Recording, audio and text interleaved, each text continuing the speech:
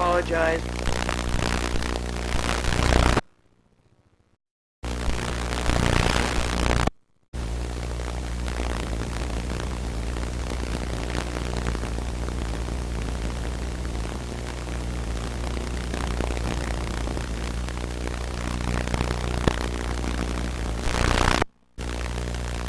The year 2000 computers, and then I don't get time to go set it. So all of these are going to say January 1st, but the real date is August the 28th, 1998, Friday, Anno Domini. 4 a.m. Tuesday, January 10. Message 2:10:20 a.m. Tuesday, January 10. You gotta be out of your mind. You're a whack job. Message 3:10:29 a.m. Tuesday, January 10. 6 o'clock, they killed you. Why are you wasting your time? We're going to play this one again. 10:34 a.m. Tuesday, January 10. Message 5:10:34 a.m. Tuesday, January 10. Message 6.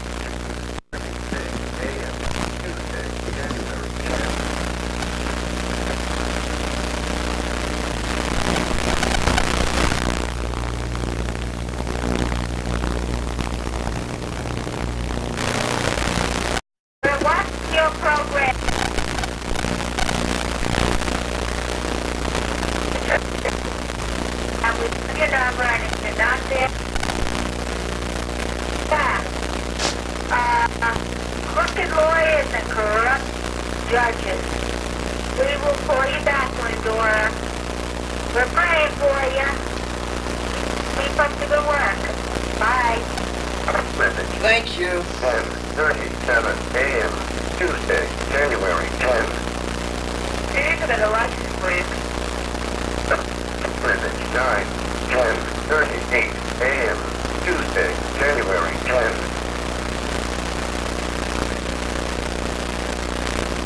Glendora, you brave woman. Message 10:38 a.m. Tuesday, January 10. Message 11:10:39 a.m. Tuesday, January 10. Did you call? Message 12:10:40 a.m. That was what do you call? January 10. I think that's all right. Message 13. Okay, that's all right. 40 Decided not to leave a message. Tuesday, January 10.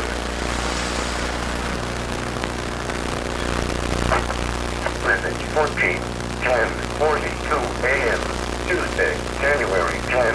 Remember, these calls are tended. Are you? Exactly.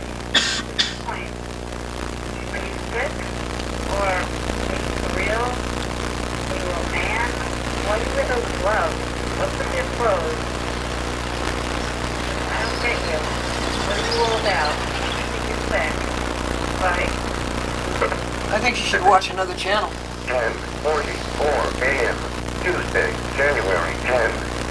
Hello, this is Sal Roosevelt. My ears hurt.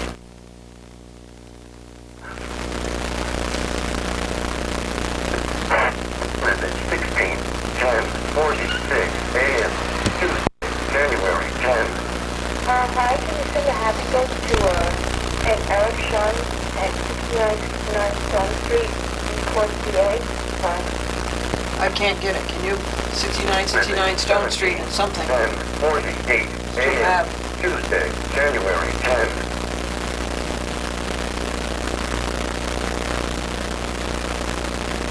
Message 10:50 a.m.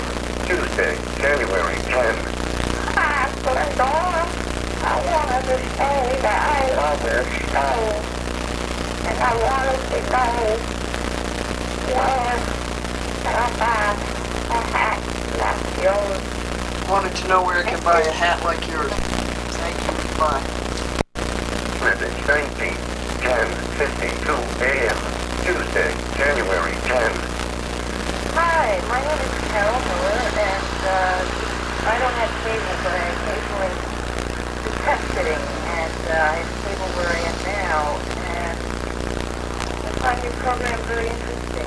I was wondering if you have any literature you can send me, or I'd like to find out more. My name is Carol Miller. My address is P.O. Box 57. Message 10:53 a.m. Tuesday, January 10. End of messages. Yeah. Enter command or star or help. She didn't call back. That's too bad. I would like to have sent her literature. Obviously, it's of interest to her. Carol Miller, Box 57. And that's all we got. End of call. Now I'm going to call back, and I'm going to play you that number 4 over and over again. He said, you are sick, but then it might have been the word that begins with after this. I'm not going to repeat it, but he said, I shouldn't have killed you, and you were wasting so much time. So let's call again. Stand by. Tuesday, January 10. Now bear in mind, this is actually Friday, August 28th, from 10 p.m. to 10:38 p.m. January 10. You gotta be out of your mind. You're a whack stuff. Message 10:29 a.m. Tuesday, January 10. You sick fuck, they should have killed you. Why are you wasting everyone's time? Enter command or star 20 messages. 10:24 a.m. Tuesday, January 10. Message 10:28 a.m. Tuesday, January 10. You gotta be out of your mind. You're a whack stuff. Message 10:29 a.m. Tuesday, January 10. You sick fuck, they should have killed you. Why are you wasting everyone's time? Enter command or 20 messages. 10:24 a.m. Tuesday, January 10. Message 10:28 a.m. Tuesday. You gotta be out of your mind. You're a whack stuff. Message 10:29 a.m. Tuesday, January 10. You sick fuck, they should have killed you. Why are you wasting everyone's time? Message 4:10. Let's go back and hear it again. Command or star 20 messages. 10:24 a.m. Tuesday, January 10. Message 10:28 a.m. Tuesday, January 10. You gotta be out of your mind. You're a whack stuff. Message 10:29 a.m. Tuesday, January 10. You sick fuck, they should have killed you. Why are you wasting everyone's time? Message 10:34 a.m. Tuesday, January 10. That is Enter command.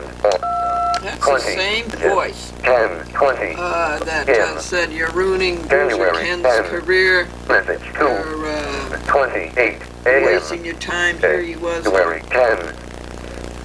You gotta be out of your mind. You're a whack stuff. It is the same voice. Message 10:29 a.m. Tuesday, January 10. You sick fuck, they should have killed you. Why are you wasting everyone's Message Do you 4. suppose that's Bruiser Ken? 4 a.m.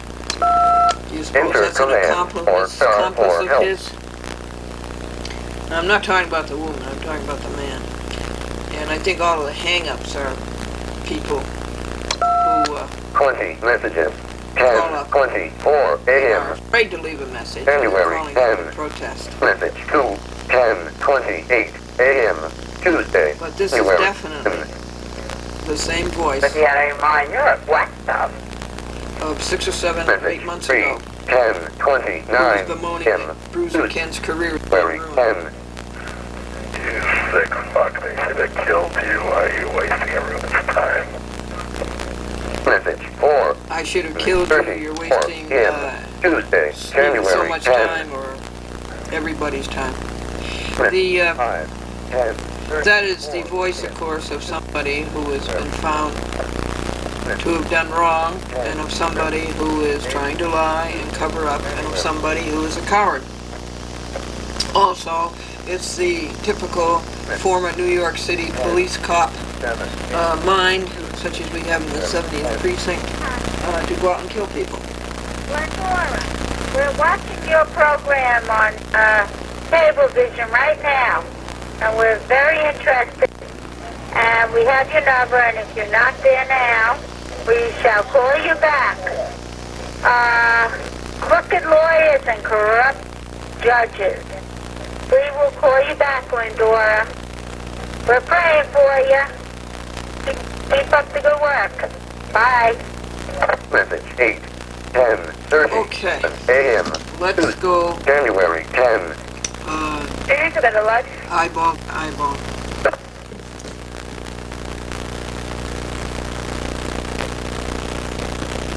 So again, folks, that man who said, "I'm going to kill you," I think that's, or I should have killed you, is the same voice as maybe back along 1997, along about March. That's the same voice who called up and said, "And get off the TV, you're ruining Bruce Ken's career." It's the same voice, and it's very, very, very much like the voice of Patrick Quinn, who was a deputy marshal at Uniondale.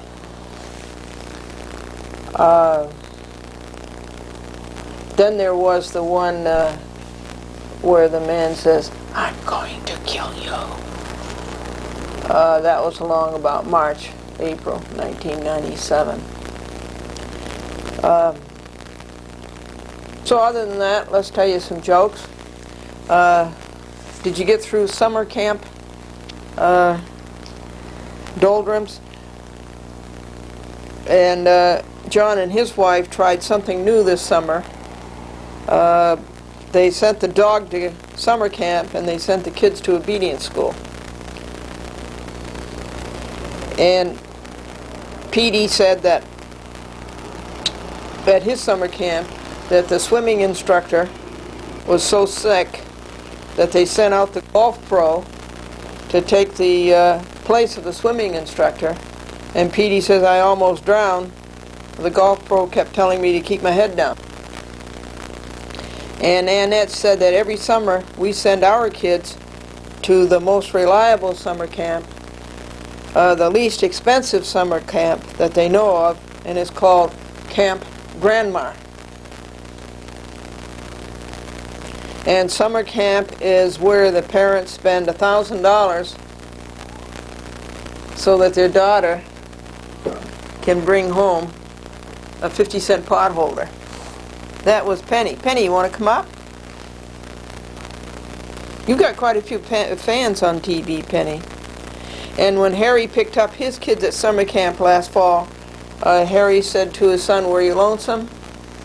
And his son says, "No." He says, "Some of the kids were, the ones who have dogs."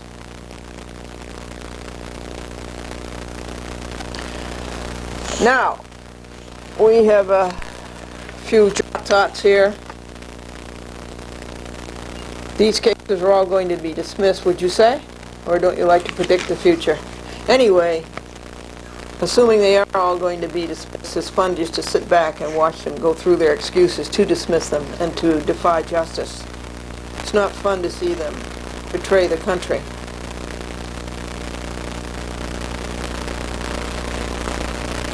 And on Glendora versus Pinkerton John, who took the tape recorder and tossed it into the air, let it land on the desk, and then let it fall off the pile a number 5 inches. On that one, they haven't even appeared. The Pinkertons haven't even appeared. They're really in default.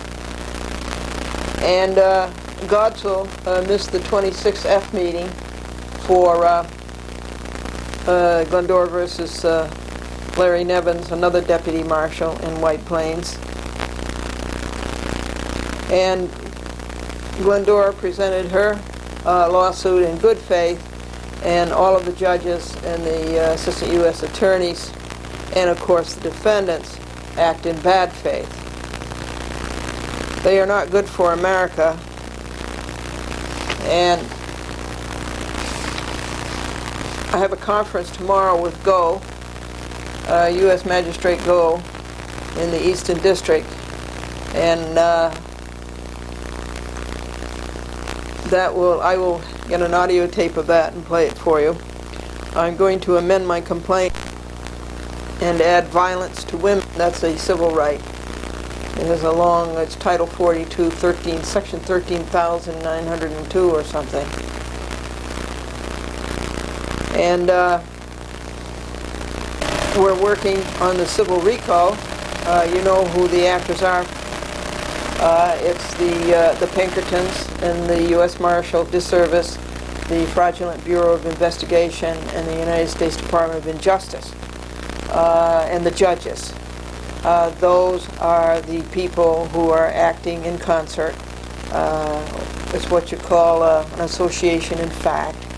And the courts don't have to be the recall, but it's the people in the courts who are abusing your tax funds and who are using the whole setup to protect themselves, not you. See, the money is spent to protect you, and they are abusing that and lying, stealing, and cheating, and they are using the money to protect themselves. It's self-preservation over patriotism. There is so much to report on this insane, screwball, lying coward, Kenneth H. Mildworm, that we should have a chat with Glendora on daily instead of weekly. There's just not enough time in it to cover. Azrak is to be reappointed as a magistrate at the end of this year, and will you please oppose that with me? We want a heavy campaign and a heavy rally to oppose the reappointment of Joan M. Azrak as a United States magistrate.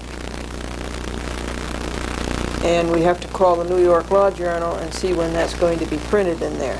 We have to save America from crooked lawyers and corrupt judges.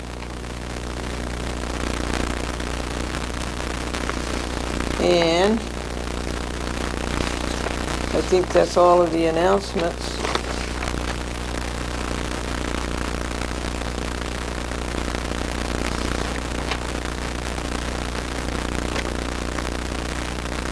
Now,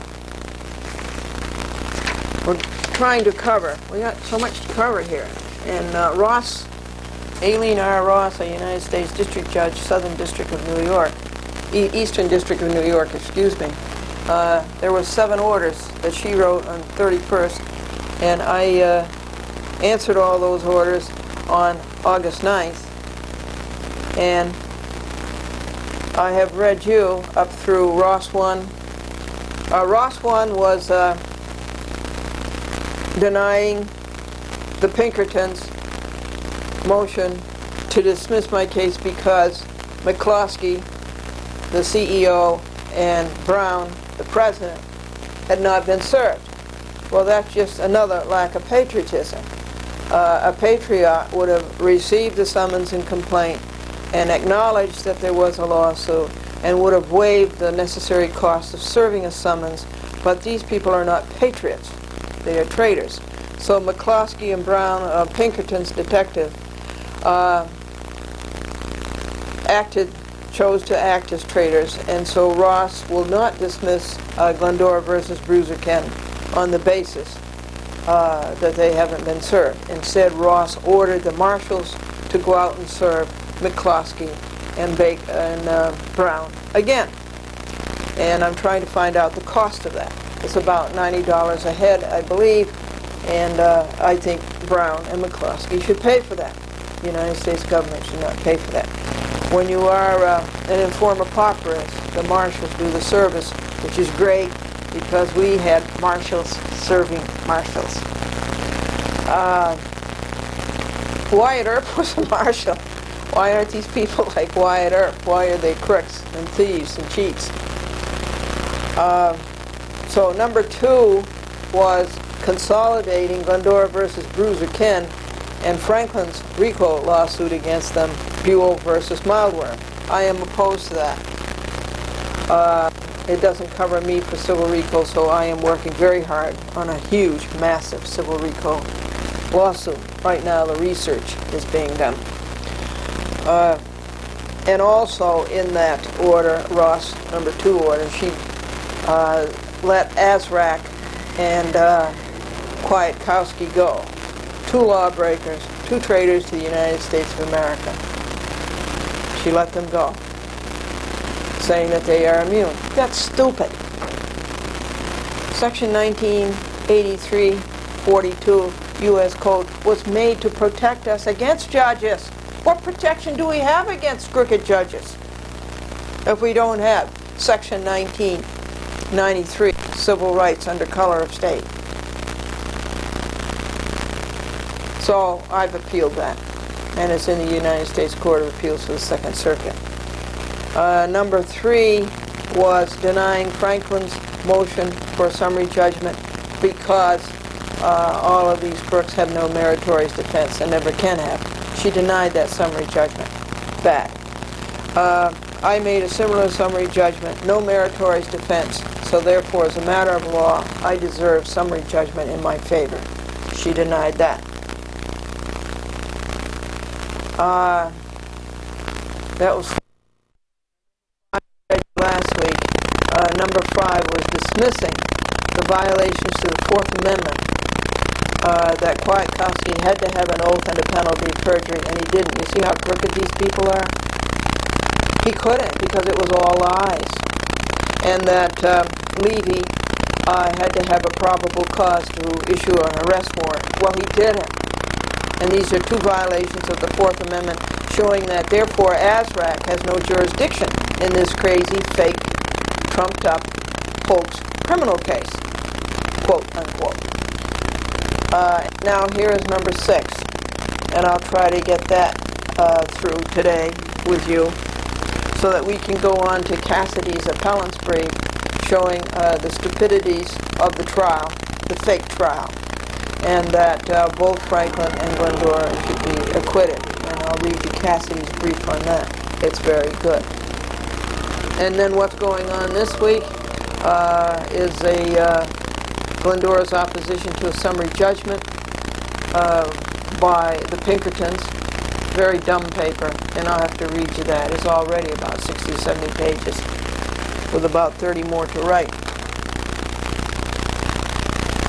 This is a memorandum. Glendora is appalled at the lengths the Eastern District of New York will go to protect itself instead of the public, instead of the Republic. And this is the truth about how low Aileen A. Ross will stoop to protect her friends. And this is Ross number 6. The defendants are forum shopping. My case was brought in the Southern District of New York. I'm at least entitled to a neutral forum. And it was crookedly transferred to the Eastern District of New York. Ross says that this case grew out of an altercation. Well, it was not an altercation at all. It was an attack on us by crazy, cowardly Bruiser Ken. It takes 2 to altercate. This was not an altercation. It was an attack. And then Bruiser Ken, to cover up his criminal double assault on Franklin and Glendora, we got arrested. They did this, they didn't arrest us immediately, they did it 3 or 4 weeks later. It was February 18th to March 6th. They did it because we filed I filed a $23 million lawsuit against them. Or was it $5 million? And Ross is being deceptive and devious in questioning whether the civil suit was filed before the fake criminal suit. Well, there's just no question about it. The civil suit was filed before the criminal suit. So that's the way it goes with these crooked people. You sue them, they arrest you. This is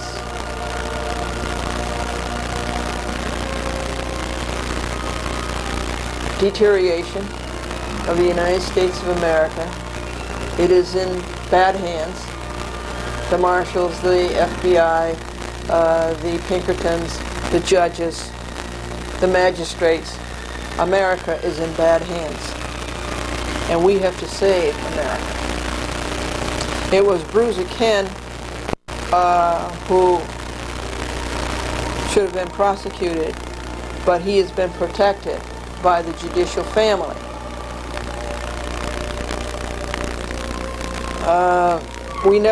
Cross claims that we were interviewed by Brennan. Well, that is a lie. We never were interviewed by Brennan. He passed right by us and called in Crooked Ramos and called in Franklin's legal aid lawyer, Jane Ann Murray. We never talked to Brennan. So that's a misrepresentation.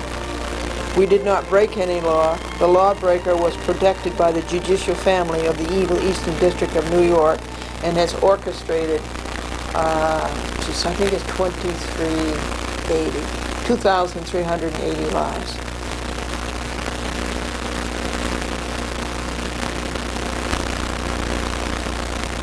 I have to show you what this looks like. This is Ross's order, and this is Glendora's interlinears.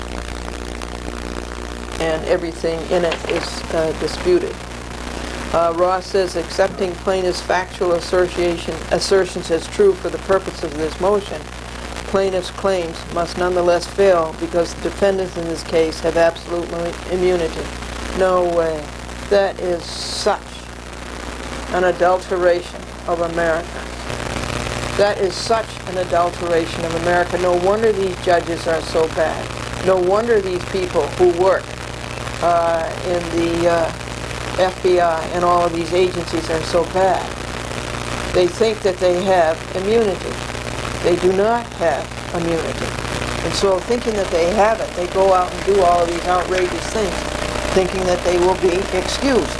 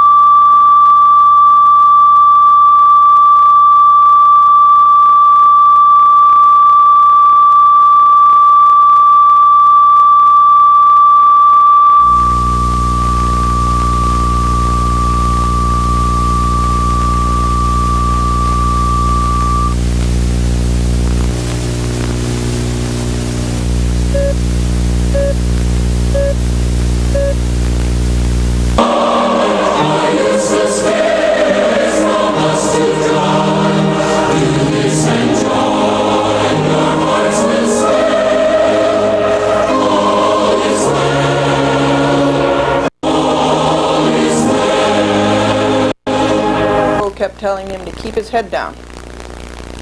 And John and his wife are trying something new this summer. They are going to send the dog to summer camp, and they're going to send the kids to obedience school. And summer camp is where the parents spend $1,000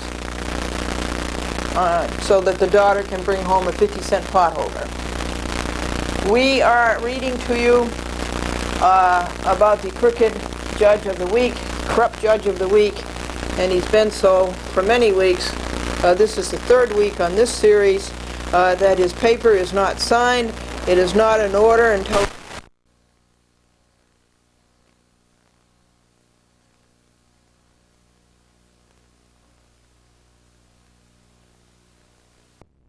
so far. This is the 4th program of audio tapes, and we have this many more to go. It showed a very nice relationship in the beginning in 1992 and 1993, and then John Porzio began to fail as far as protecting our warranty of habitability against Wall, Chalpucci, and Larkin, who were a bunch of bandits and who were very poor parents and who did not bring up their children correctly. And they caused all kinds of vandalism and harassment and intentional infliction of emotional stress. And I sued them all. And John Porzio failed to protect that warranty of habitability. And this is the story as it goes on, and this is the evidence against him. And crooked Joanne Freya and Rosanna Washington made me pay to make the dubs, and the court has the best copy of the dubs and has never returned it to me. And the defendants have the second best copy. And on top of that, crooked Rosanna Washington and Joanne Freya robbed us of this evidence. At first they robbed us of a jury. They didn't want a jury because they knew the jury would rule in our favor. And because you know all of the laws that Washington and Freya broke. And so in addition to all that, they robbed us of presenting our evidence to them. And they even robbed us of a trial, essentially. Now we are playing a tape of Franklin calling the police. After that, Franklin had to call the police, and this is what happened. This is Franklin Buell at 21 Green Ridge.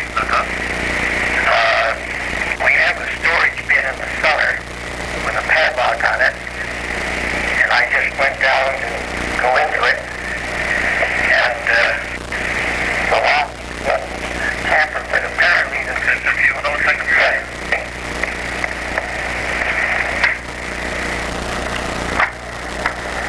I didn't hear what the police asked him to do. Apparently that's crazy glue or something, and it just won't go in. Can't be unlocked. We'll have an officer come up to... Could you have an officer come up? Apartment 2A. Apartment 2A, 21 Greenridge Avenue. Franklin Buell, B-U-E-L-L.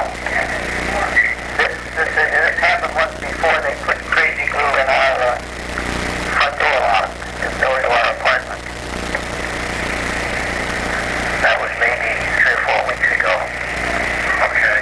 And what's your number on it? 949-9495. Okay, so we'll talk about it. Yeah, what's your name, please? R-O-T-H-M-A-N. Thank you very much. Good officer. T-H-M-A-N. T-H-M-A-N. What's the PM date here? August 7th, 1993, Saturday. 1993. 4:15 p.m. Saturday. September 15th. September 15th. 1993 Friday. September 17th, 1993 Friday. September 17th, 1993 Friday. September 17th, 1993 Friday. I'm calling John Porzio. Glendora is calling John Porzio.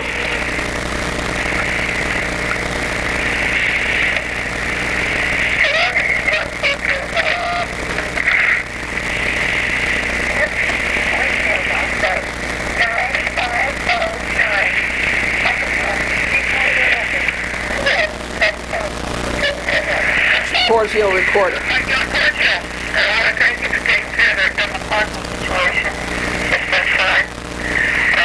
received your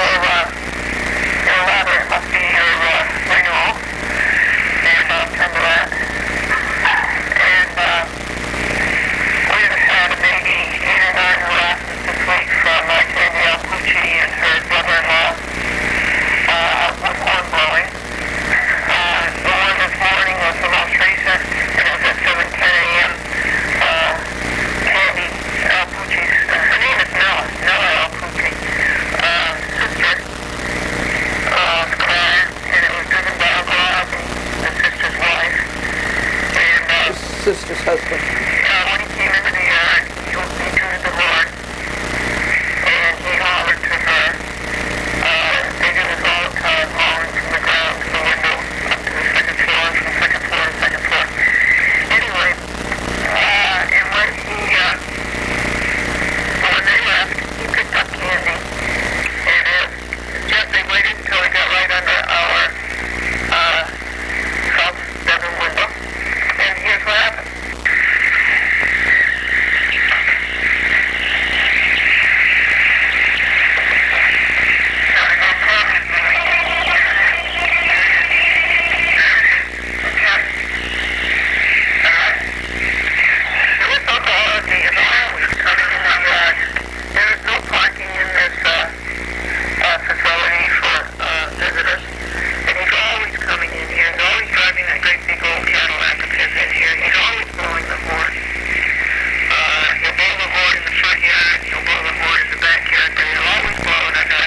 This is Nella Alpucci's brother-in-law. I'm reporting this to you at 6:57 p.m. on Friday night, September the 17th. Did you hear about the dentist who married the manicurist and how they fight tooth and nail? Take care. Dentist married the manicurist and now they fight tooth and nail. And John Porcio does nothing to do this. This is violation of our warranty of habitability.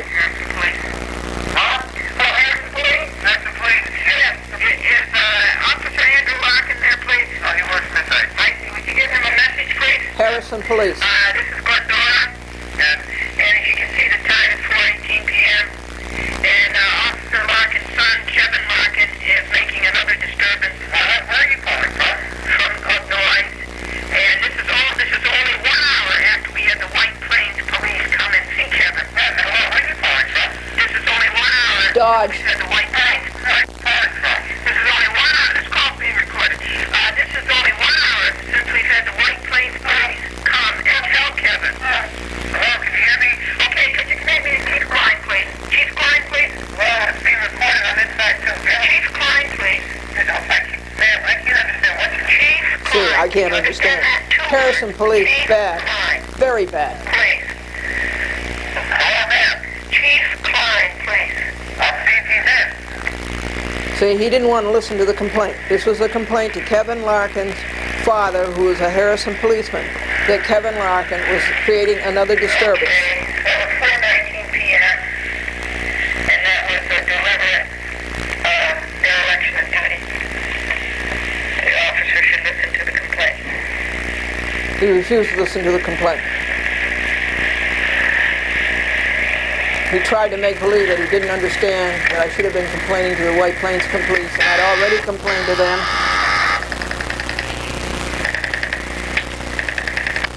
The complaint was to Kevin Larkin's father, who's a Harrison policeman, Andrew Larkin. They finally up and moved, went back to Maryland. Back to Maryland. Harrison Police, I'd like to leave a message for Officer Larkin. Okay? Yes, thanks. His son is making an undue noise outside of my bedroom window, and this is only 1 hour since I called the White Plains Police, and they told him to stop. Now listen, this is being recorded, and I'm going to put it on my TV program. It's not going to look very good. I'm trying to make a complaint, and you're not going to get away with it by interrupting me. I'm trying to understand what you're saying. Then listen. Lie. Then listen. I want this to go. This is about Andrew Larkin's son, who is causing an undue disturbance, and the police were just here an hour ago to tell him to stop. You give the message, please, to Andrew Larkin, and if you can't do that, connect me to a sergeant. Okay, ma'am. I'll take any message you like, but I have no idea what you're talking about. Lie. Because you don't listen, and I've got it here on audio tape, and it's going on TV, and believe me. What is your name, by the way, officer? Okay, I'll connect you. What is your badge? What's your number? My name is Officer. What is it? Yeah. He hung Well, up. that makes a good showing, doesn't it? Now, this is the Harrison Police. It's right in front of you, folks. 3 p.m. Wednesday afternoon, September 22nd. First day of fall. 1993.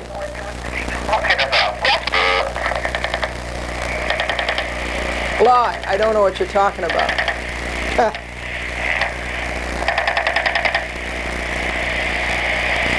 One, dumb. Two, cheap.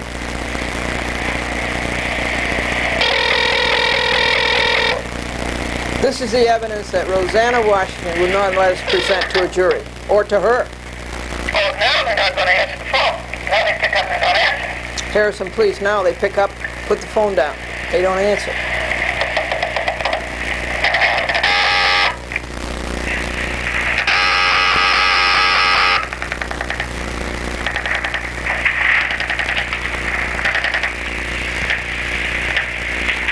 So sad. Why can't people just be honest? Honorable. Why do they have to lie, steal, and cheat?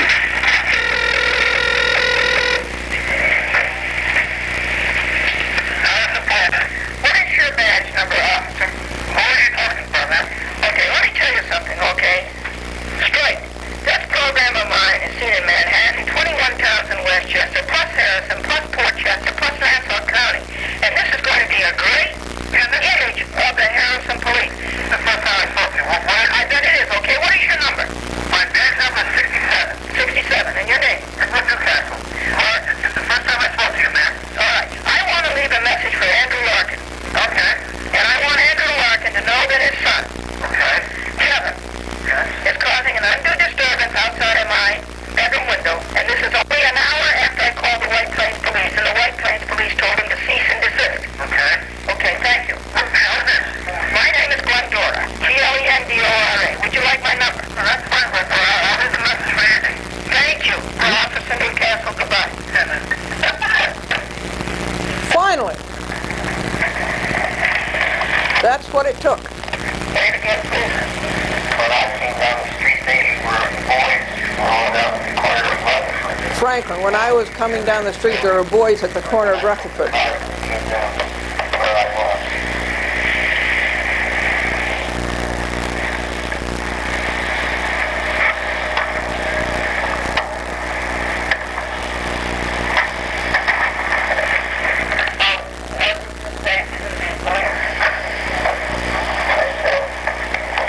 Franklin spoke to the police, another one.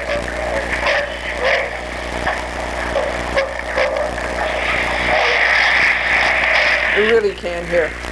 So you understand that this is evidence against John Porzio,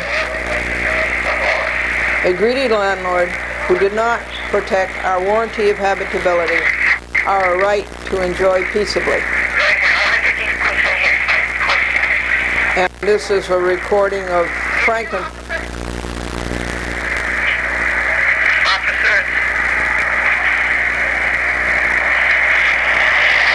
talking to the police, and it's around September 1993, and we are playing you this evidence against John Porzio because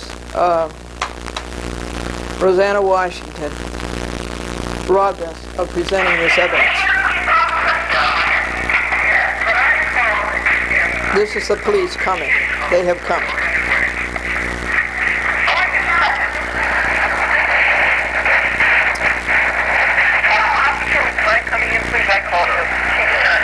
Come in, please.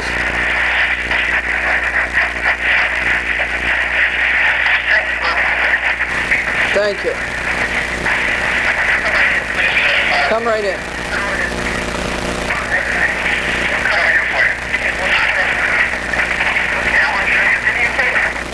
I want to show you a videotape. This is my husband, Franklin Buell.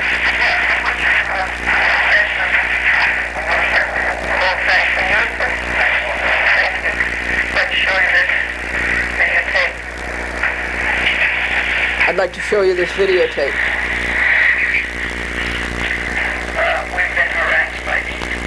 We've been harassed by these people.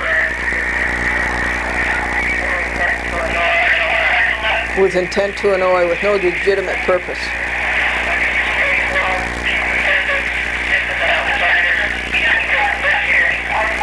This is showing the videotape. This is who the people are.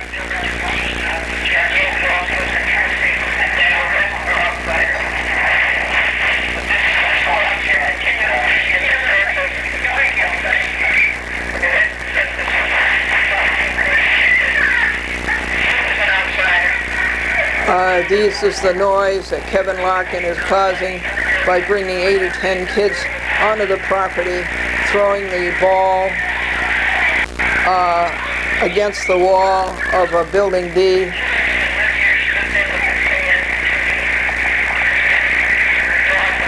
These are the ones who live here. These are the ones who are outsiders. And you can hear the noise even though it's a distant recording, generation or two down.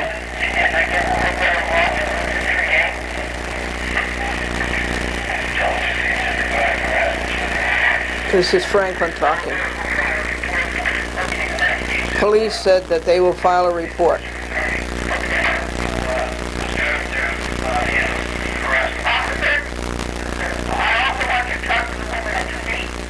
Will you talk to the woman in 2D?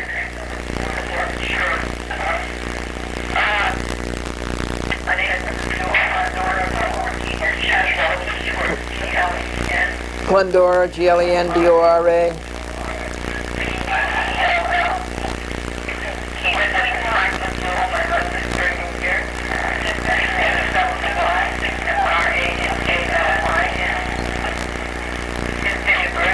'Franklin, F-R-A-N-K-L-Y-N.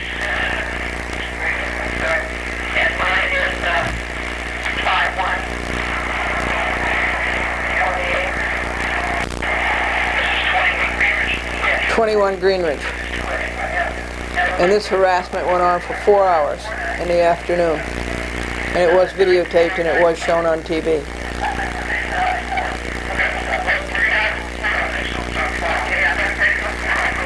This will be on file. And he did something towards stopping it. Not much, but he did something towards stopping it. The recording's not good.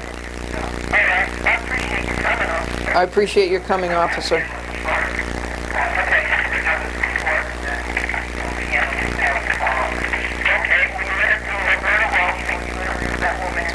Interview Roberta Walsh and interview the woman in 2D.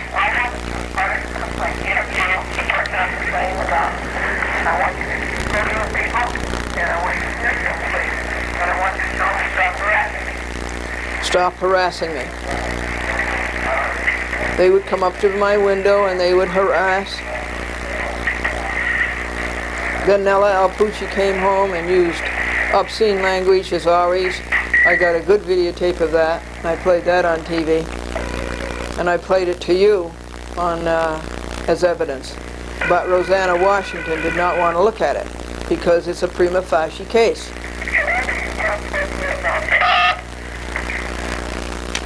Glendora calls John Porzia.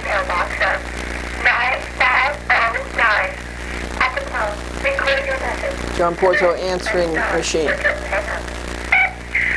Porzio, it's 3:42 p.m., September 24th, 1993, Friday. There is an outsider boy here who was here yesterday. I had to call the police on him, and he's here again today. James Walsh and Roberta Walsh and the woman who moved into 2D and the dog. They're out there on your lawn, and they're harassing us through the kitchen window. And this blonde boy is just impossible. He doesn't live here. Also, the black boy who does not live here repeatedly comes onto your property and causes disturbances is here. And also the Chinese boy who repeatedly comes onto your property and causes disturbances. All of this is going on right now at 21 Greenridge Avenue. I have called the police spoke to them, but these people are defiant. They're not doing a thing. They're just standing there harassing with intent to annoy and alarm and with no legitimate purpose. That's all harassment. I wish that you were here to do something about it. He never did anything about it. He never did anything about it. He would never come and see it. He'd never watch the videotapes. He'd never listen to the audio tapes. It was violation of warranty of habitability. 1993.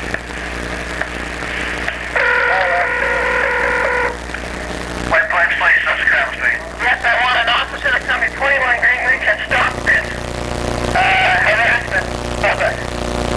Or harassment. James Walsh, his mother, Roberta Walsh, and a woman who lives in 2D James Walsh, Roberta Walsh, and the woman who lives in 2 deep for 1 hour. And the police come before, they did nothing.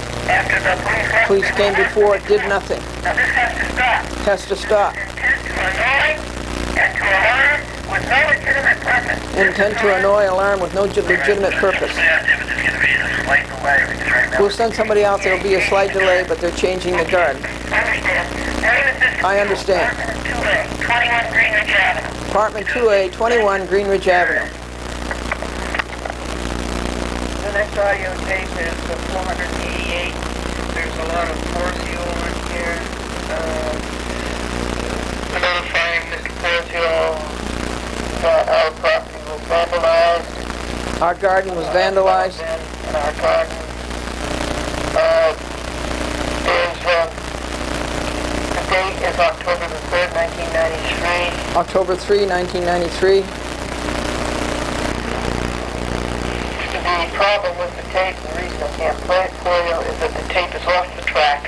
The tape is off the track. And you can't hear it because it doesn't go past the sound head.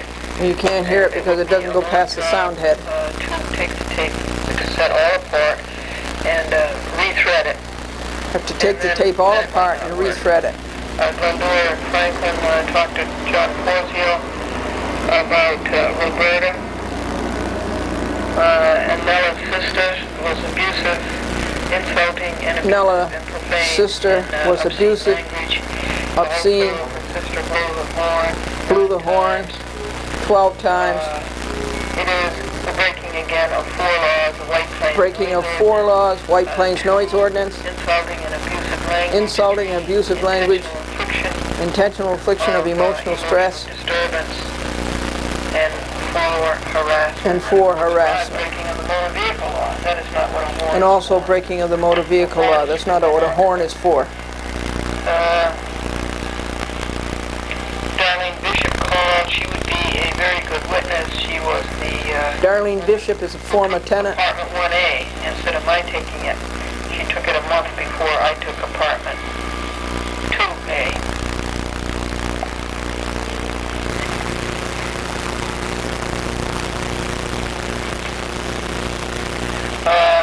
My light bulb, I had a great big decorator light bulb. It was an expensive bulb, $4 or $5 outside of my cellar door, my cellar bin door, which you heard John Porcio mention.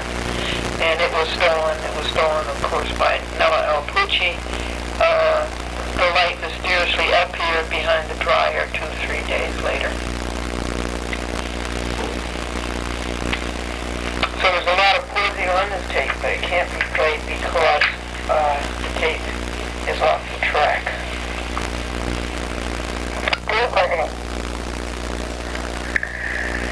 This is an insight program.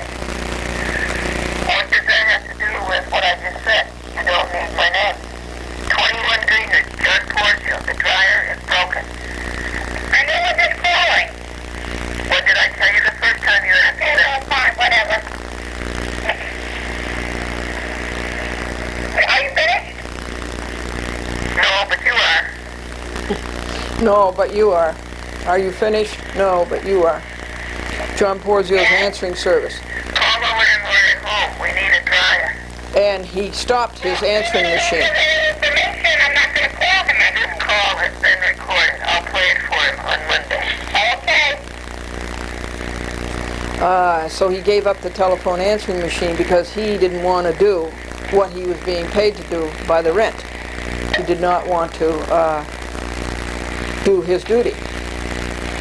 John Porzio, a liar, landlord, a cheat landlord, and a thief landlord.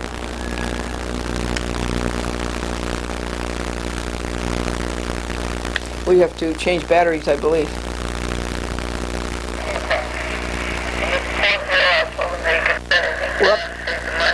We're up to October 1993.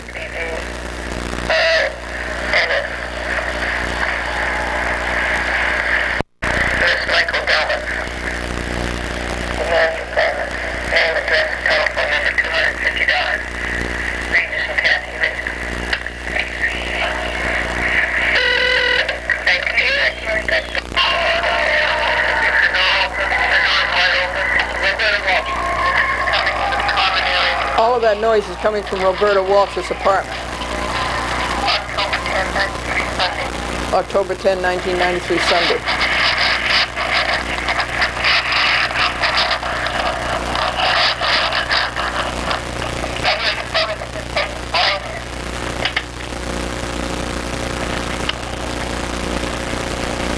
And when he violated a warranty of habitability, we reported him. He retaliated.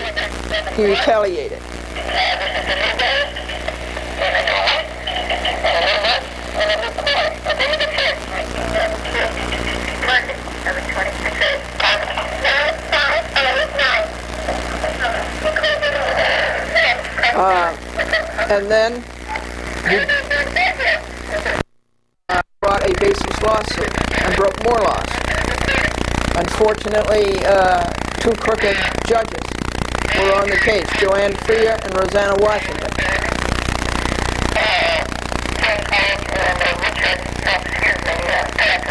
James Walsh, Patrick,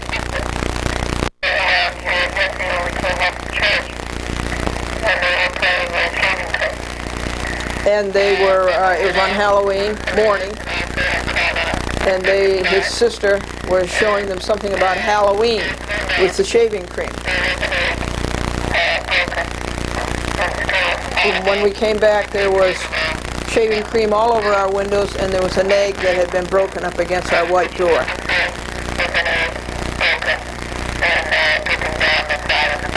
And there was another egg on our kitchen window from the outside, broken and dribbling down the outside of the building. This was James Walsh and Patrick.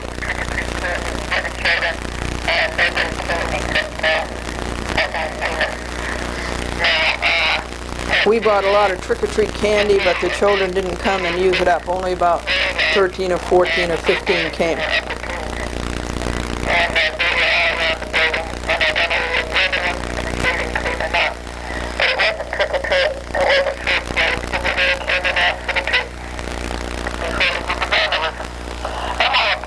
It was really not trick-or-treat, it was vandalism. Halloween is All Saints' Eve. It's when you're supposed to be good, not bad. And Glendora will not clean it up, it's going to sit there. Every time Roberta Walsh goes down the stairs, she will have to see what her son did. Or maybe Roberta did it herself. And the father, James Walsh.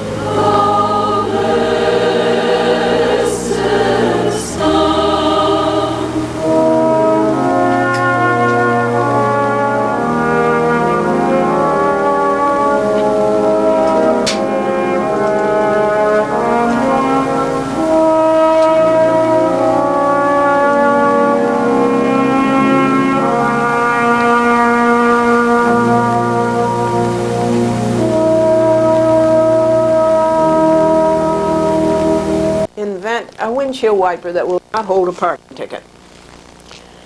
And Paul found a great way to beat inflation. He gets on I-95, turns off the ignition, and then the other cars push him to work. And the policeman said to Dick, "You don't have a taillight." And Dick got out and he looked, and then he started to quiver, he started to shake, he started to cry.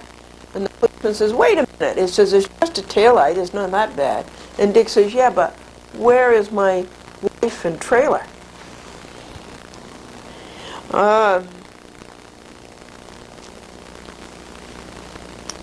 And Eddie took a ride with a friend, and Eddie obeyed all of the seatbelt rules.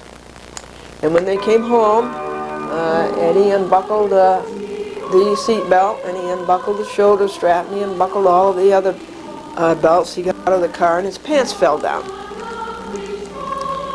And John bought a used car, and he says, "I don't know how old the used car is," he says, "but the odometer is in Roman numerals." And Bill said his wife calls their car Flattery because it gets them nowhere. And Joanne and Joanne and Joe, their car broke down so many times, so much, their car broke down so many times that they bought the perfect second car, a tow truck. We're finally finished the triumphant trilogy of Charles L. Bryant, Corrupt Judge of the Week for 3 weeks on Cablevision. And now we're going to tell you about a saga just as bad, and that's Glendora versus the City of White Plains, its police department and its fire department, police officer Eric Fisher, Fire Lieutenant William N. Evans. And that's the first part of that, and I won't go on to the other defendants until we unfold the story. You remember it. I played you the videotape of Lieutenant Evans. The neighbors were barbecues, and there were noxious flames coming into our apartment, and they were making the eyes smart and the throat smart. Put down the windows, they were still making the eyes smart and the throat smart. So we called the fire department and we asked them to protect us. Well, the Evans came, and 2 policemen, White Plains policemen, flagged him down, and they had private sotto voce talks. And the policeman just overwhelmed Evans and told him not to do anything about it. So he didn't get the protection. That was in the summer of 1996. And I videotaped the whole thing, and I audio taped all of the calls to the fire department. And I came on TV and I told you that was so sad to see a fireman be so derelict. And so that was, as they say, the summer of 96. And then, as you know, on December 20th, 1996, Franklin and I called Rick because the Lincoln wouldn't start. It was the first day that it was really cold, 20 degrees. And Tommy came up with the little hand boosters, cutest little thing, and he boosted the car and it started right up, and there was no evidence of anything wrong. We drove to the library garage in White Plains. We parked the car, and then we went up and ran around the New York Supreme Court looking for Nicholas Colabella, who turned out to be, as quite often, not on the job. And then when we came to get the car, Eric Fisher says, "Good news and bad news." He says, "Your car's been towed. It had a gas leak." There was no gas leak. There was a notice from the fire department signed by William Evans, and remember, Glendora's name is on the windshield of the car, and Glendora's name is on the rear window of the car. So William Evans got his chance to retaliate. That's what you call First Amendment retaliation, because I was exercising my First Amendment right to speak. And then, instead of having the car towed, when it didn't really need to be towed, but instead he had it towed to Hartsdale, 5 miles down Central Avenue to Hartsdale, Route 100. So he got his kicks, and we went to see Rick, and Rick sent Tommy over to get our car from Hartsdale. Who was it? Something towing, D&L towing or something. And that's just not plain fair, because Rick is right across from the library garage, 1 block away from where we parked. Now how do you like that? And so Rick examined the car very carefully when it came back. It took him $60 to get it back. Now I think it took $60 for this SNL or whoever they are to tow it to Hartsdale. So you see, it's all, everybody wants your money, crooked. And Rick got the car back, and I think that cost him $30 to go over and get it himself. So you see, Rick's price was much better. And then Rick put it up on the lift, and he examined it, and there was no gas leak at all.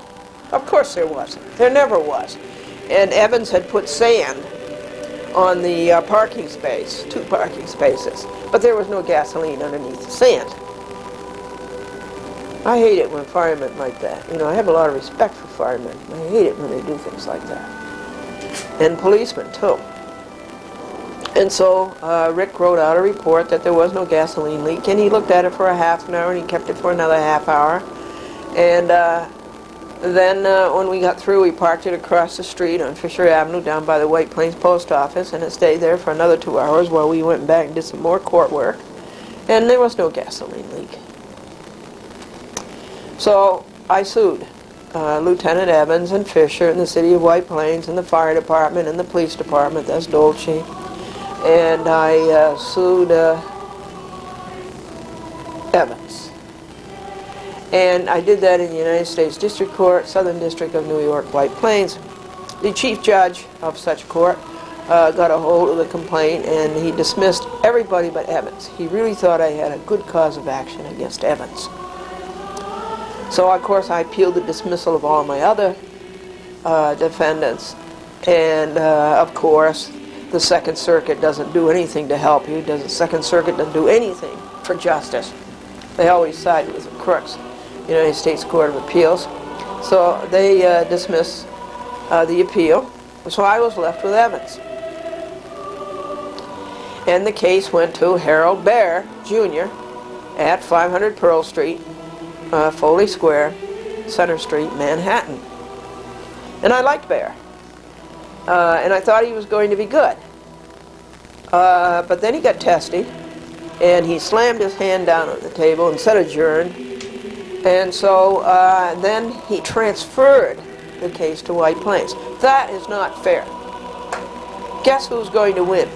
If the case is transferred to White Plains, guess who's going to win? So my right to a neutral forum was taken away from me. As always, courts have nothing to do with justice, nothing to do with America. Courts are a civil RICO. And so, and I told Baer exactly what would happen to my case if he transferred it to White Plains. And exactly that's what happened. It got into the evil, unclean hands of Charles L. Bryant, back again as the corrupt judge of the week. And Bryant was espousing already that it's all right for people to have barbecues, you should put down your window. And, you know, he's not supposed to do that. He's not the trier of fact. The jury is the trier of fact. And so he was doing his usual violations of Americans' rights and his usual, what would be the word, unintellectual kind of reasoning and thinking. He really doesn't have the intellect to handle these things from the bench. And so what did Bryant do to my case? And then crooked Joseph A. Mariah, it rhymes with hire. Liar for hire, liar, hire, Mariah, who's out at 301 Old Tarrytown Road in Greenburgh, which has a White Plains zip code. He somehow or other finagled himself into being the lawyer for the city of White Plains, which I object to terribly, because Mr. Mariah is not an honest and an honorable person. So Mariah and his papers are so silly. And the reason they are so silly is that he knows he's going to win through the judges by ingratiating himself with the judges. So you can tell that when a lawyer writes silly papers that have no substance to them at all, you know what's going on behind the scenes.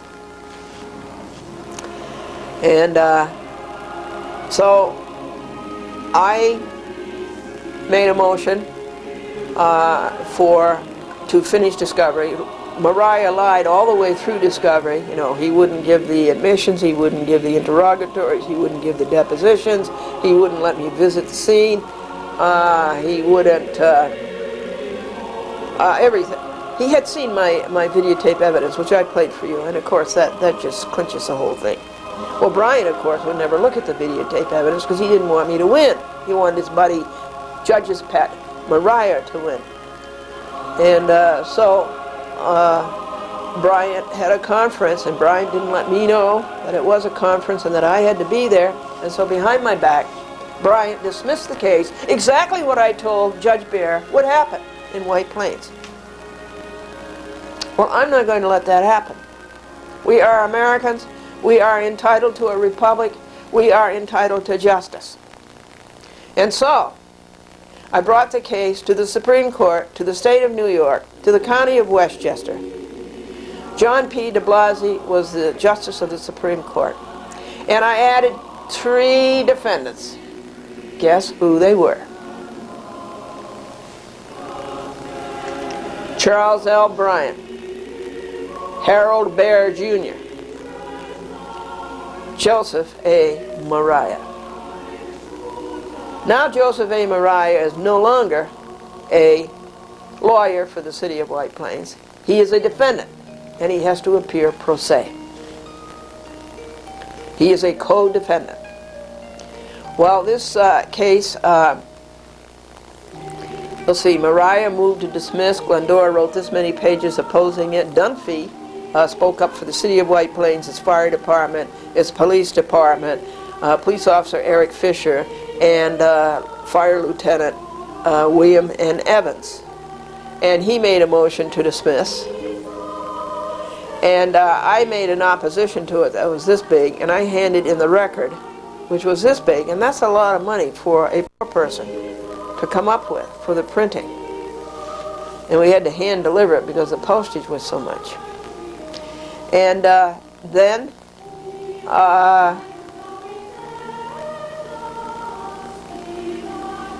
J.P. de Blasi, entirely wrong, entirely without judgment, questioned my informer papyrus and said you have to pay $250. It's $240, I guess. I don't have $240. This is a rich man's court. A poor person can't go to court. I don't have $240. I can't have justice then, right? I'm an American citizen and I can't have justice because I don't have $240. And in the meantime of doing that, and I told, I challenged de Blasi to a conference. And you said, you look me eyeball to eyeball. And you go over and you meet your burden. You said that I'm not poor. You meet your burden and you prove that. And he absolutely denied the conference. He didn't want to see me eyeball to eyeball. So in the meantime, while that was going on, guess what? Comes a notice of removal. Now this is too much federalism. This is too much government. There is a law, and it's called Title 28. Title 28 always has to do with the courts. United States Code, sections 1441 to 1449, that if, wait a second, that if a person who works for the United States government is named in a lawsuit, that lawsuit can immediately be removed from state court to federal court. And the 2 federal officials can be defended in federal court. And this came from Rachel D. Godsil, G-O-D-S-I-L, Assistant U.S. Attorney to Mary Jo White. Now we all know how crooked Assistant U.S. Attorneys are. Her notice was defective. It really was defective. A lot of things had to happen. I immediately wrote out the defects. I immediately went to Moore's Federal Practice and I read up on removal. And I wrote like a 100-page paper showing that this case could not be removed. For one thing, you have to have the consent of all of the defendants, not just two, Bryant and Bear. You have to have the consent of everybody else, and they didn't give it. Another thing, the clerk of the county of Westchester has to send the state file to the federal court. And that hasn't happened. Another thing,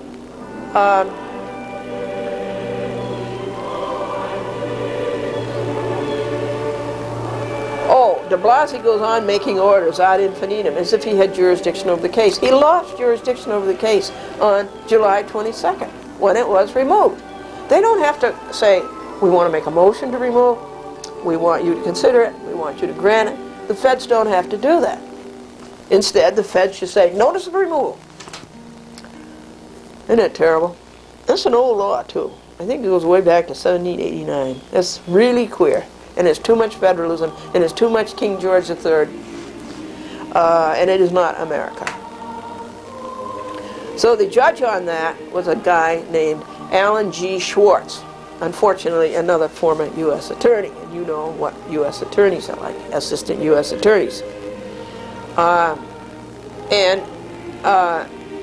Agazzo asked for an extension of time to answer or to move, and she was wrong. She should have asked me. The plaintiff has to be asked first. That's a federal rule. The rules of civil procedure, the plaintiff has to be asked first. Well, she didn't do that because, after all, she's an assistant U.S. attorney. You know, we're crooked. You know, we get your taxpayer money to do crooked things. So I oppose that to Schwartz, and of course Schwartz immediately is going to side with the anti-government. They call themselves the government, but they're the anti-government. The anti-government is in very bad hands. U.S. attorneys, FBI, U.S. marshals, they're in very bad hands. Judges. And so Schwartz granted it without ever hearing from me. Yeah, great, huh? He doesn't know that everything has two sides. And then I got out this, as I told you, this huge motion for remand, and it was very scholarly, thanks to Moore's Federal Practice, and I pointed out all of the defects, and it should be remanded, meaning it should come back to state court. Okay. Now, it's very interesting how fast things move when you sue judges. Here the case was languishing, what, from December 20th, 1996 to today, Labor Day, September 6th, 7th, 1998. It was just languishing, but the minute you sue two judges, ooh, do we get action. You see, judges are not interested in protecting you. That's their job. They get paid $130,000 in federal court, $113,000 in state court to protect you, the public. But that isn't what that's not how they see it. All of that money, all of those resources, all of the secretaries, all of the law clerks, everything goes to protect them. Whatever is best for them. That's how judges rule. Whatever is best for them. That's how judges rule. Not what is best for America. And not what is best for you. Now, Schwartz, who is down in Foley Square, 500 Pearl Street.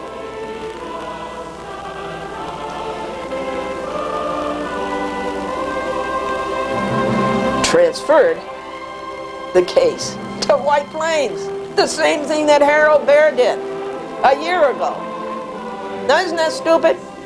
Transfers the case to White Plains. And this is the whole problem with the case in the first place. It never got a fair adjudication in the White Plains, United States District Court, Southern District of New York. Isn't this something? And guess who got it? Parker. Barrington D. Parker. His father was a judge in the D.C. Court, District of Columbia Court. So I wrote a letter to Barrington D. Parker, and I said, you have already messed up one great fight for right. That was Glendora versus Hofstadter and Continental Cablevision when they took our programs off every other week. A blatant violation of the law. And he and Lisa Margaret Smith, you remember how they filed up that whole case? And I reported it to you every week for a year, year and a half. I said, you already messed up a great American fight of mine and of America. And I said, one is enough. Will you please recuse? Well, Parker was away, Andrew D'Agostino was away, nobody else was in the office, and you'd go and you'd ask the clerk, Lorraine Lombardo and Michael McMahon, and you'd ask the other clerk, I don't know. So we had to wait around for Parker to get through playing and come back and do his work for the United States. And I like the way Parker does this, but really it's Andrew D'Agostino who gets the credit. He sends out a scheduling order, and he says, you report for a conference on August the 28th, 1998, Friday, at 11:45 a.m. And here is a Rule 16 scheduling order, and you make out everything that's going to happen. When the discovery is going to be over, when you're going to be ready for trial. It's really good.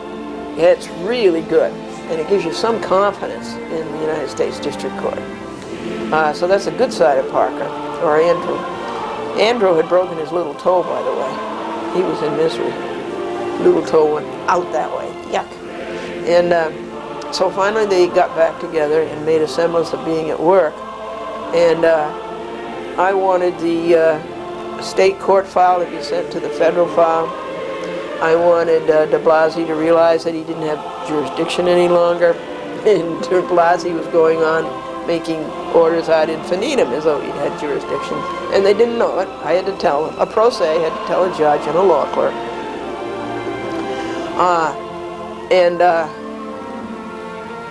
I wanted to consolidate the old Glendora versus City of White Plains file of the case number is 1968. The year was 1996 and 7. I wanted to consolidate that with his new Glendora versus White Plains through Bear. The other one was through Evans. And and we always have the problem that the pro se clerk doesn't doesn't file your papers and sends them back to you, and doesn't docket your papers. So I had also, they were in default. They were badly in default, and I made a Rule 55B affidavit to the clerk that they were in default. And I wanted my money. I think it was $5 million or $23 million or whatever. And so you have to fight to get that stuff filed. You have to fight to get it docketed. Is that right? No, it isn't. And so we went to the conference on Friday, August the 28th, and Andrew D'Agostino, the deputy clerk, he says, a memo came up from Washington, D.C. that Judge Parker is a defendant in one of your lawsuits down there. And a United States attorney, assistant United States attorney, has been selected to defend him. And Parker has been told not to take any cases with Glendora. So Parker has recused. Now, Andrew, why didn't you call me? Well, I don't have your telephone number. Andrew, that's ridiculous. The clerk has my telephone number at least 100 times in the papers I handed in to you Monday. When I first saw you, it has my telephone number all over it. Well, I didn't call anybody. And Godso was in default. The United States Attorney, as usual, is in default. They never can do anything on time. They never can do anything by the law, because, after all, they're assistant U.S. attorneys. And Godso didn't show. I set up Monday, August the 24th, 4 days before Parker's conference, for a 26F meeting. That's Rule 26, Part F, of the Federal Rules of Civil Procedure, which says that the plaintiff and the defendants, they get together and they say, how can we settle this? How can we expedite this? Can we come up with a schedule? Can we simplify this? Which is very reasonable, and Congress knew what it was doing when it made that law. And nobody showed. Mariah did not show. Dunphy did not show. City of White Plains did not show. Dulce didn't show. Fire Department did not show. Police Department did not show. Fisher did not show. Evans did not show. Bryant did not show. And Bear did not show. And Mariah did not show. On Friday, though, Mariah showed up, and I knew something that he didn't. That Parker had recused, that the whole case had gone to the assignment committee again, and I just let Mariah sit there. And finally, after 15 minutes, the courtroom, by the way, was empty. After 15 minutes, I felt sorry for him, and I went to the chamber's door, and I rang the doorbell, and Andrew came out. He's very good-natured, very pleasant. I've known him many years. And he came out, and I says, Andrew, Mariah's there, will you go tell him? And so Andrew did, and Mariah said, thank you, and left the courtroom. And that was all. And remember, Godsell was in default. All the rest of them were in default. Remember, Mariah is appearing pro se. So I think that's all that we have time to report to you about on today, the day after Labor Day. I have in the drawer here the Assistant U.S. Attorney's motion to dismiss my case pursuant to Federal Rules of Civil Procedure 12B1, no subject matter jurisdiction, and 12B6, I don't state a cause upon which relief can be granted. Stupid, crooked. To be continued.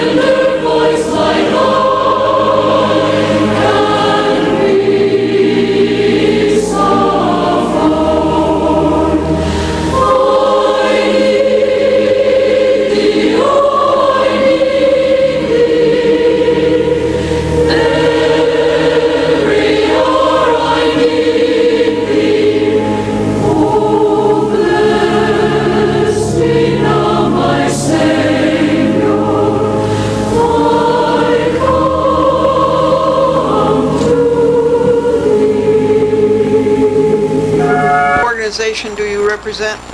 I represent United Taxpayers of America, and our motto is give the government back into the hands of the people. Oh, that's good. Yeah, Yes. that's good. Lori, will you hold this up for me and let me get a picture of it? Your letterhead. Just hold still. Oh, that's good. United Taxpayers of America. And what's the rest of it? Give the government back to the people. Now, Lori, you came today with a very special message. What do you think of our judicial system in New York? Yes, well, if you speak to many people today, many of the people will tell you that the judicial system definitely needs to be changed. but they say that this is the only one that we have, so it's the only one that we can go by right now. Well, that answer just doesn't seem to be good enough. The judicial system definitely needs a change. They need many changes. And the United Taxpayer is out to help promote those changes. Oh, that's good. And then, can you substantiate all of this? Well, there's a reason why I say this. We have come to know through many of the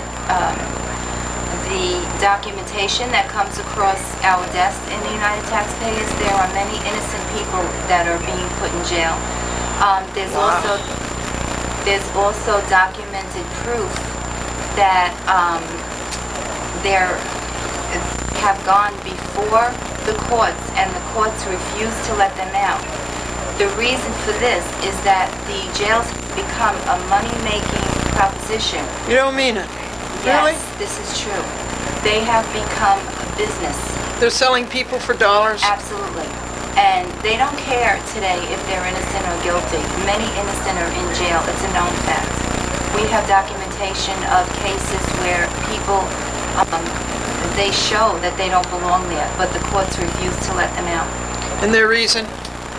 Well, they just feel that they belong in jail, and they give no good reason at all. If you would see some of the reasons that come back from the appellate division, yes, let alone the trial courts. The trial courts won't even hear it. Yes. We have a case right now that we're working on. I cannot give the name of the gentleman because it's before the courts today. A woman, he's been in jail for many, many years. A woman got up recently, few years ago, and admitted that she plotted against this gentleman. This was during a murder trial that she was a prosecution witness for. And she admitted that she framed this man because of a woman's scorn, her scorn against this man. Prior to that, she had written affidavits, which I'm holding right here, notarized affidavits. And she even went to this particular gentleman's attorney. They're right here. I can't show too much because the name is on them. And she admitted, again, framing this man, besides getting up in the court and saying that the affidavits were true. I'm going to read right from the trial transcript of the gentleman that was convicted of murder. She was asked, do you recall, before you had testified about some written affidavits that you had prepared having to do with this entire prosecution, for which he's now in jail? Now the attorney is speaking about this gentleman that she framed. The answer she gave is, yes, sir. Question, okay, and at the time you prepared those, the purpose was to help this gentleman, is that correct? Yes, sir. Were those affidavits correct? Yes, sir. They're truthful?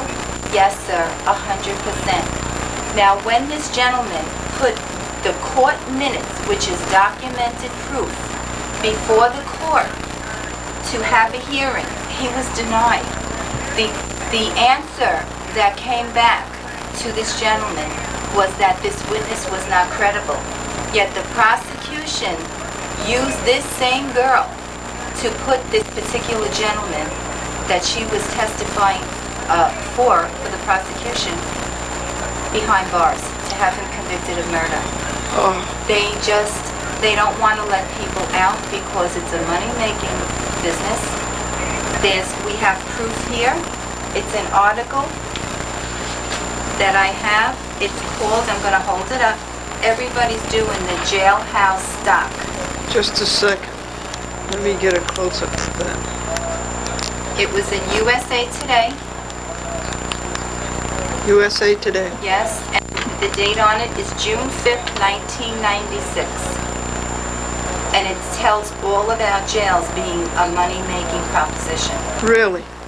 Oh, that's awful. To the point where you even have companies wanting to buy into the shares of the prisons. Yet, Governor Pataki and Mayor Giuliani say that crime has dropped, and now you see jails going up. They can't build them fast enough. Isn't it awful? So something is not fitting in. Our purpose today, Glendora, is to inform the public. The public is being deceived, and the public is misinformed. And they're also misinformed. And our purpose, the United Taxpayers of America, is to educate the public.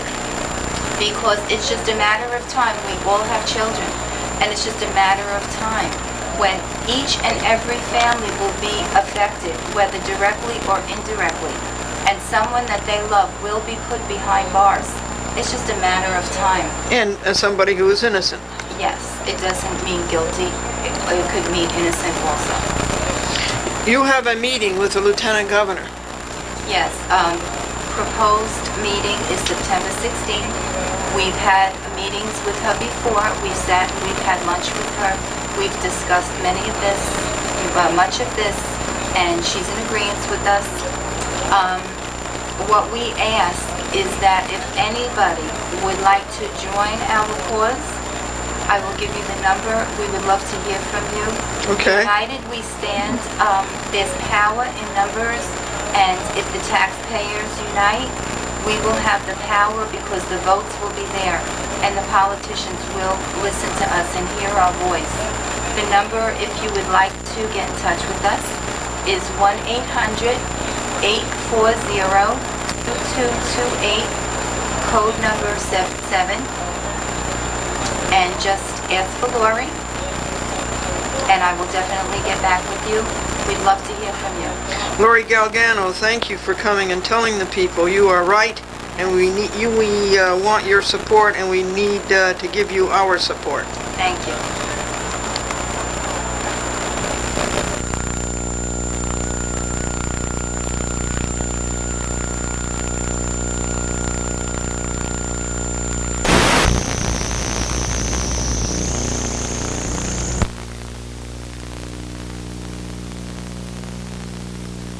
For what is going on, and for what is going on as far as crooked lawyers and corrupt judges ruining America and the state of New York. We are reporting to you on Bruiser Ken, and I'm going to play for you an audio tape of the conference, Glendora versus Bruiser Ken, now consolidated with Buell Franklin versus Kenneth H. Mildworm. It never should have been consolidated. And both of our summary judgments were denied. And I got out a paper that's about 150 to 200 pages showing where Mildworm's Manister, the crooked lawyer for Pinkertons, totally failed to live up to the standard of the Rule 56, Federal Rules of Civil Procedure for summary judgment. Hold on, I have to put on the light. It's not enough light. Conference was in the courthouse of the Eastern District of New York, 225 Cadman Plaza East in Brooklyn. It was on the day, Wednesday, September the 2nd. The day after my mother's birthday, who would be 110 now if she hadn't died at 93. And it's interesting to see Magistrate Gold come out. And she's sort of an appealing person. Wait a second, I shouldn't say that. I'm the appealing person. I appeal everything. She is a likable person. And she comes out and she says, this is Glendora versus Bruiser Ken. Robert and Barbara Goldberg, great Americans, were there to keep an eye open as to is justice being done. The two crooks, Michael J. Goldberger, who is another United States attorney, and Todd J. Manister. Manister is from 99 Jericho Turnpike, Jericho, New York, and Goldberger is across the street in the plush offices that you, the taxpayer, fund, 1 Pierpont Plaza, Brooklyn, New York, 14th floor. And then Glendora, and then Franklin. And we got up at 5 o'clock and we left here at 6:30 in order to get through the thicket on the FDR Drive and get to Brooklyn and find a parking space. Okay, here we go.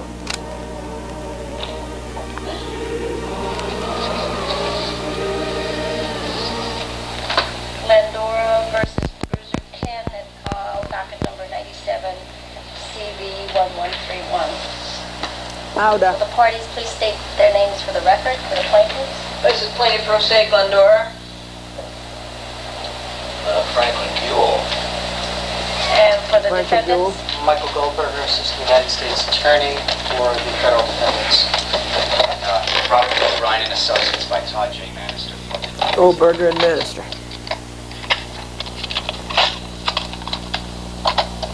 All right, we're here to, for scheduling conferences. I have Scheduling conference. received Judge Ross's decision and I received Judge Ross's decisions. 6 of them. I read them to you. the case has been dormant for, at least from my perspective. The case has been what? Dormant, at least from my perspective, for quite some time. So Case has been dormant, asleep. I'll put that down. I'll just over there. Okay, thanks. Could you move the telephone? I can't see your face. Thank you. I felt it would be an appropriate time to discuss what is left to be done. So, I've been expecting motions from the two remaining defendants, which have not yet been made, as I understand. Your Honor, that's not exactly accurate. Your Honor, the Pinkerton defense have made a motion. It was served on all parties. We had a return date scheduled for September. Manister, oh yes. Yes, we made a motion for summary judgment. And I'm in the middle of posing it when I'm going to this conference. Goldberger, of course, never does anything on time. A U.S. attorney doesn't. And all of the judges sweep the floor with their hair, letting them get away with it. Your Honor, our motion was in the process of being prepared when my office received a copy of a complaint which needed to be defended, which put it in some question. Our motion was being prepared when our office received a copy of a complaint, Glendora versus, and Michael Goldberger, U.S. Attorney, Assistant U.S. Attorney, was named as a defendant. So he's going to say there's some question as to reassignment of another U.S. Attorney. Not whether he be reassigned. At this point, we're prepared. It's not clear what is happening with that action because we've now received a summons or civil action number that I understand has been submitted to the pro se clerk's office in the District of Columbia. We're prepared to go ahead and make our motion on that. He mumbles. Okay, he mumbles. Why didn't he project? Why didn't he have some diction? He's saying that I made the complaint to the pro se office in the United States District Court, District of Columbia. And so there's some question whether he's going to continue on the case. I have here, Your Honor, your order of that after receipt of the motion for summary judgment, that plaintiff may move for reconsideration of the stay and for discovery. Right. Right. And certainly, And I'm asking for continuance. She was pleased that I brought that up. Let me tell you what it was. Back in October, way back, in 1997, Go incorrectly and unjustly stayed discovery. Why? I have a right to find out. I have a right to interrogatories, to admissions, to visit the scene. I have a right to tape and videotape. I have a right to depose Bruiser Ken and all of these other crooks. I have that right. Why should that right be taken away from me? So she issued an order, which I appealed, and it said that Goldberger and Manister would make a motion for summary judgment. And when the motion for summary judgment came, I would be able to make a motion for discovery so that I could tell the court what discovery I needed to attack this motion for summary judgment. Summary judgment is a summary dismissal. No trial for jury. Absolutely wrong. All right. So that's what she was saying. And when I came up with that order and showed it to her and to the two attorneys, so-called, she was very pleased. She says, right. And so that gave the conference some focus. Manister made us. right, you want you want time to respond to it. Well, September 16th. Right, have you responded to his motion yet? I am in the process of responding, but I'm going to ask for that continuance. Well, That you gave. I okay. don't have to ask for it, you've given it to me. Okay, how much time do you need to respond? Well, I'll make it by September 16th. No, it doesn't quite work that way. Since generally the return date presumes that all the papers have been submitted. So let me just set a schedule for when the motion is going to be fully briefed. How much more time do you need? Are you talking about this motion for summary judgment? Right, Mr. Manister's motion. And are you asking me for my, how much time I need my continuance to do my discovery before I answer the summary judgment? Oh, you want to conduct discovery in response?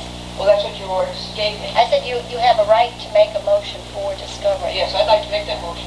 Okay, so when can you get your papers in?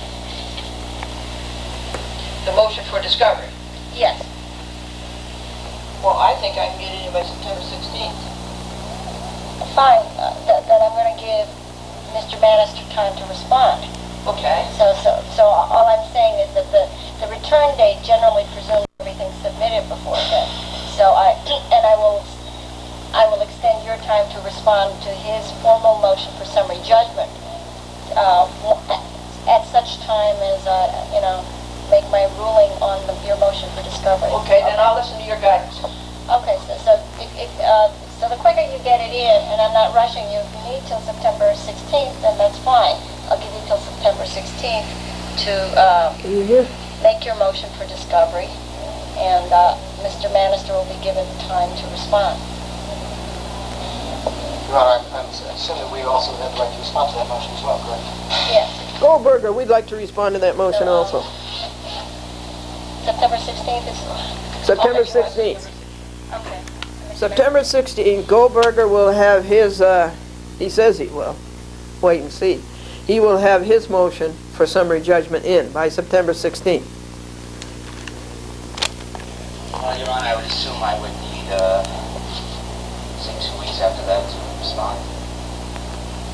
The 30th? Okay. Your Honor, I'll be on trial starting on the 17th, and I'm going away. Goldberger, I'll be on trial and I'm going away. Same old story, okay? You never can get anything done on time. I hope he doesn't come back. If I can have, we can go back, either back until the 7th of October, 10th of October, 7th of October he wants. How long is your trial going to be? How long is your trial? 2 days. Another frame-up, probably. Do you think you could get your response in a few days earlier? Earlier than what? It's on the 16th, then we don't have to delay this too much. If you can... I did, actually. Just give me a chance to think. I got it in September 2nd or 3rd or 4th, long in there. Friday, I think, the 4th. I got it in, it's gone. I will try. I think that I can get it in. Just a minute. Can I see a calendar? Actually, I'll have to find it out. I'm not sure. State court has a calendar on the wall. State court has a calendar on the wall. Let me just take a minute. Today is the 2nd. I will say that I'll have my motion in by, rather my answer in by, in my motion, by September 10th. Would that help me? September 10th is a Thursday. marginally wrong, but if you, in order to, I mean, if we can't have till the 7th of October, then the earlier you get it to us, the better. And that's basically finished. More procrastination. Goldberger. Well, I'll give you till the end of the week, which is the, I think, October 2nd. I'm back on the first one. October 2nd I'll give you, but I'm back on October 1st. Another delay. But I'm not going to give you any extension. Good. This is just adding on to Mr. Manister, and I really, I will... Go. She's not going to give him any extension. Her name is Marilyn Dolan. Go. Actually, before I set the dates, you mentioned you were going to make a motion. Yes, we'll make the motion. When are you making your motion? I'd like to do that by the 16th as well. Goldberger will make a motion for this summary judgment So maybe, by 16th. when are you going to make your motion? I'm not sure I understand that. you're prepared to do it by the 16th, and that's the date then. Then we'll make our motion. We'll make our motion for summary judgment. We'll file it by the 16th. Are you going to make it earlier than that? I don't know if that's possible at this point. No. Let me give you more time for discovery. The governmental defendant's motion for summary judgment will be the 16th.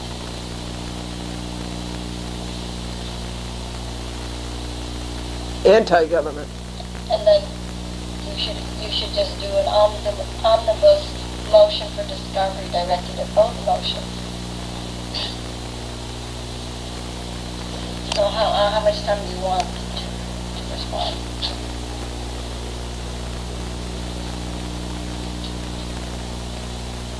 This is, I would receive it the 16th. It'll be served and filed the 16th. If Bill wants to give me a... Served and filed. I'll express it to him. She can see what I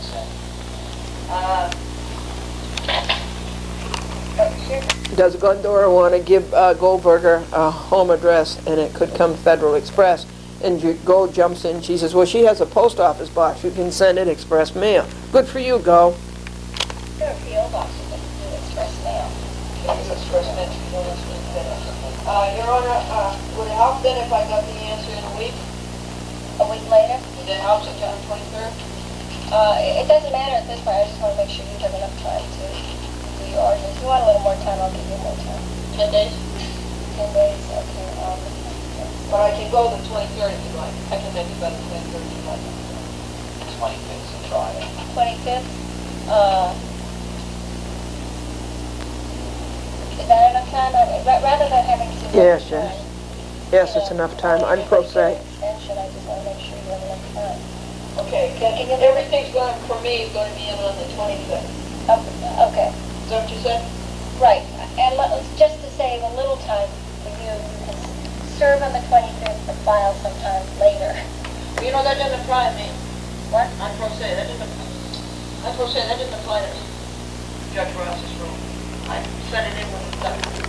They have a screwy thing where the person making the motion holds it, and then the person opposing the motion, and that's held, and then the person who made the motion replies, and then that's held, and then all three papers are handed in at once. That's not right. I just do mine, and when they're done, I get them in. That's the way it should be. And I'm pro se, and so those rules don't apply to me. I don't have to wait. Yeah, no. I'm trying to save you a little work so you don't drive yourself crazy filing on the 25th. That's not a drive, that's a putt. She says, I'm trying to save you a little work so you don't drive yourself crazy. And Glendora says, that's not a drive, that's a putt. And she says, Thank you. I'm not a golfer, so Okay. Anyway, no, I'm telling you, the 25th is the date for service. So just get it out by express mail or Federal Express or however. Regular mail, I can't afford those. regular mail, I can't afford express and Federal. Fine, and then you can, file whenever. But serve it. If you're serving by mail, then the defendants are accordingly advised. How much time do you need then to respond?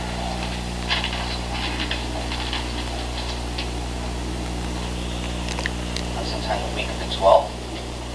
Okay. I suppose the 16th. October 12th, Columbus Day. For Manister and Goldberger to respond. And if you want a short reply? If I want a short reply. A short reply, all right.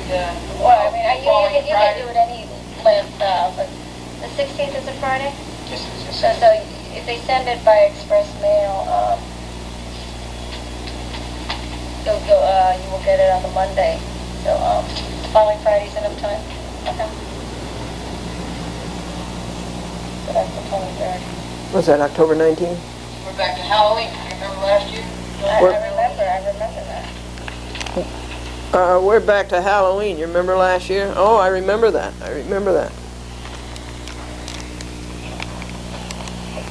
All right, and then however I rule on this motion, I will set a schedule for the remaining motion papers, and if I set discovery, I'll set a discovery deadline and then a schedule for motions after that.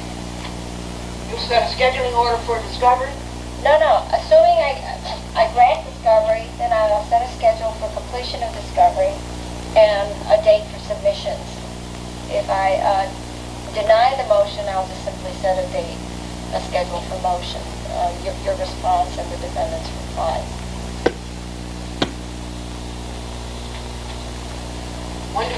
Supposing you don't deny the motion, when do we get a scheduling order for discovery? Supposing you don't deny the motion, when do we get a scheduling order for discovery? I will set a deadline for discovery. If I grant your motion, I will give you a short period of time to conduct discovery. That would be like a schedule.